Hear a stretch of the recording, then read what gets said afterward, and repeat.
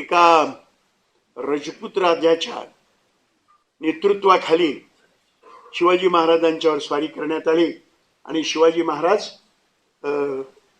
पराभूत होऊन त्यांना अटक करण्यात आली आणि ते त्यांना दिल्लीला नेलं होतं आणि दिल्लीला संरक्षणात ठेवलं होतं.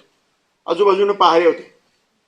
शिवाजी महाराज निघायचं कसं याच्यातनं विचार करत होता. पुन्हा युक्तीच केली, कारण केवळ शक्तीनं जाता येत नव्हतं. आता तुम्हाला तरुण मुलांना हे धडे शिकवतात की नाही मला माहित नाही, पण मी जेव्हा मराठी शाळेमध्ये होतो ना तेव्हा आम्हाला धडे होते असे, शक्तीपेक्षा शक्ती श्रेष्ठ की युक्ती श्रेष्ठ, आणि मग त्याच्यामध्ये युक्तीचा विजय त्या याच्यामध्ये दाखवलेला असायचा. काय युक्ती केली शिवाजी महाराजांनी आग्र्याहून निघताना? पेटाऱ्यामध्ये आजारीपणाचं सोंग घेतलं आणि आजारीपणाचं सोंग करून मग दिल्लीतले वेगवेगळे त्यांच्या ओळखीचे माणसं त्याला मोठ्या मोठ्या पेटाऱ्यातनं फळफळावर वगैरे आणायला लागले. आणि मग त्या असं करता करता करता जेव्हा आता हे पेटारे जाताना आत जाताना बाहेर जाताना सारखेच जातात सारखेच येतात म्हणून पाऱ्यावरच्या लोकांचं जरा दुर्लक्ष झालं. त्याचा संधी घेऊन शिवाजी महाराज एका पेटाऱ्यामध्ये बसले आणि त्या पेटाऱ्यातनं बाहेर निघून गेले आणि मग पुढे ते दक्षिणेकडे आले. हा इतिहास तुम्हाला माहिती आहे. ज्याच्याकडे मला लक्ष वेधायचं आहे माझ्या मुद्द्याला जोडून असं तो म्हणजे कोणता? त्यावेळेला सुद्धा शिवाजी, खोटा शिवाजी नंबर 2 आजारी पडला होता. त्याला आजारीपणाचं सोंग घेऊन शिवाजी महाराजांचे अंथरुणावर झोपलेला होता आणि दुसरा एक शागिर्द त्या शिवाजी महाराजांचे पाय चेपीत बसला होता. जो ते दोघे जण जे मागे राहिले होते ना त्याच्यापैकी एक होता हिरोजी फर्जन आणि दुसरा होता मदारी मेहतर. म्हणजे पुन्हा हिरोजी फर्जनची जात मला नक्की नाही सांगता यायची, परंतु त्यात एक मेहतर होता. म्हणजे आज आणि त्या काळामध्ये सुद्धा समाजामधला ज्याला उच्चवर्णीय असं म्हटलं जात नव्हतं असा मनुष्य हे मरायला का तयार झाले? मेले. इतिहासानं कुठे लिहून ठेवलेलं नाही. यांना कुठेतरी मोठी इनाम द्यायचं ठरलं होतं म्हणून ते मेले असं नाही इतिहासानं कुठे नमूद करून ठेवलेलं. पण इनाम जरी असेल का नाही, मेल्यानंतर माझ्या वारसांना मिळावं अशासाठी कोण मरायला तयार होत नाही. पण हे मरायला तयार झाल्याचं कारण काय मी तुम्हाला विचारतो. तुम्ही ज्यांना निवडून दिलत, ज्यांना मंत्री केलेत, ज्यांना मुख्यमंत्री केलं, ज्यांना पंतप्रधान केलं, ज्यांना खासदार केलेत, त्याच्यावर प्राणसंकट आलं आणि तुम्हाला जर सांगितलं की ज्याला तू ये लोग सब पहले ही समझ जाते हैं तो बात करे तो क्या करे.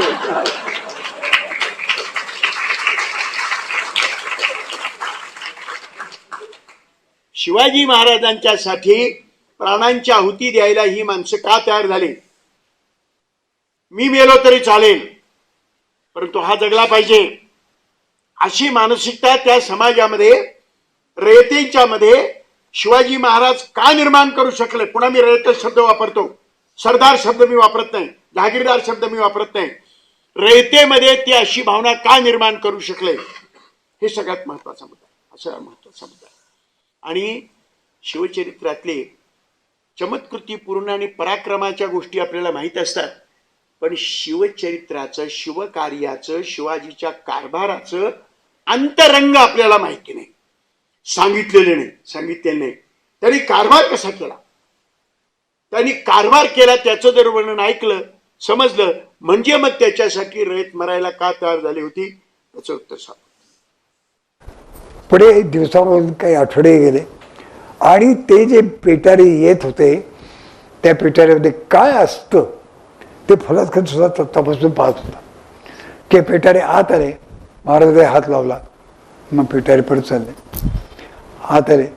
ते आठवड्यात किती वेळा येत होते ते माहिती आहे आम्हाला माहिती, पण आठवड्यात निदान 3 वेळा येत असत होता माझा तर्क. पण तुझे आई की महाराज हात लावायचे आणि ते तपासले जाते, तपासला पाहतो त्यात दुसरं काही नाही, त्याचं हे मिठाई. आणि यामुळे त्या लोकांचा तो विश्वास आहे काही नाही मिठाईच असते, काही नाही मिठाईच असते. आणि त्याचं आवडीचं तिकडं कुठपर्यंत इमारत, त्याची इमारतीची काळजी लागली त्याला. आणि एक दिवस फलात खरेदी त्याला सांगितली औरंगजेबाला की इमारत पुरी हो गई, हवेली म्हणजे बांधून पूर्ण झाली.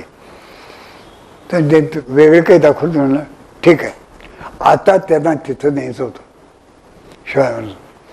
त्या महाराज त्या रामसिंगच्या मागे लागले, भाईजी कृपा करा, ते मोठे आहात, मी धाकटाय, तुम्ही भावत माझे, पण कृपा करा ते जे जमानत पत्र आहे ना ते तेवढं सोडून घ्या. तेवढं का काळजी, मला तुमची काळजी वाटते, रामसिंग म्हणची काळजी मला वाटते, तुम्हाला का ते का काढू नका. माझं काय व्हायचं असेल ते परमेश्वर बघेल, काही देत मी, तुम्ही कृपा करा. याचं महाराजांचे कॅरेक्टर दिसते की मला शेवटचं इथं मी अडकलेलं आहे. म्हणून शेवटी आपण म्हणतो ना, प्रेमाचं कुलूप हे फार भयंकर असतं, त्याचं मनुष्य अडकलं तर त्याला बाहेर पडता येईल. आत्ता महाराज प्रेमाच्या कुलपात अडकले होते. तो रामसिंग काय ऐकत नव्हता. महाराज त्याला अर्जव करत होते. शेवटी काय जरा कोण नाही, रामसिंग म्हणला, महाराज साहेब तुम्ही सांगता म्हणूनच केवळ मी हे करतो, म्हणजे मी करणार नाही. हो भाईजी आणखीन एक करा, तुमचे जे ते भोवताले लोक आहेत ना 1900 लोक, ते काढून द्या. ते मान्य केलं की ठीक आहे, ते मी काढून काय करू, गरज काय. फवाद खान आहे ना इथे 2500 सैन्य आहे, त्याच्या काही मी आहे, त्यात तुमच्या लोकांचे काय, त्या लोकांनाही त्रास होऊ नये हातात नाही. आणि पुढे रामसिंगने ते लोक काढून येतात. आता महाराज आत काही स्वतः त्यांचे स्वतः ते गेलो, 300 लोकांपैकी जवळजवळ 80 काय जास्त% बाहेर गेले होते, मार्गी लागलेले होते. आणि एक दिवस मला त्याचं उत्तर आपण द्या, प्रत्यक्ष द्या असं नाही, आपण विचार करा. शिवाजी महाराज ज्या दिवशी गेले तो दिवस आहे श्रावण वद्य द्वादशी, वार आहे शुक्रवार. इंग्लिश तारखेप्रमाणे ती तारीख आहे 17 ऑगस्ट 1666.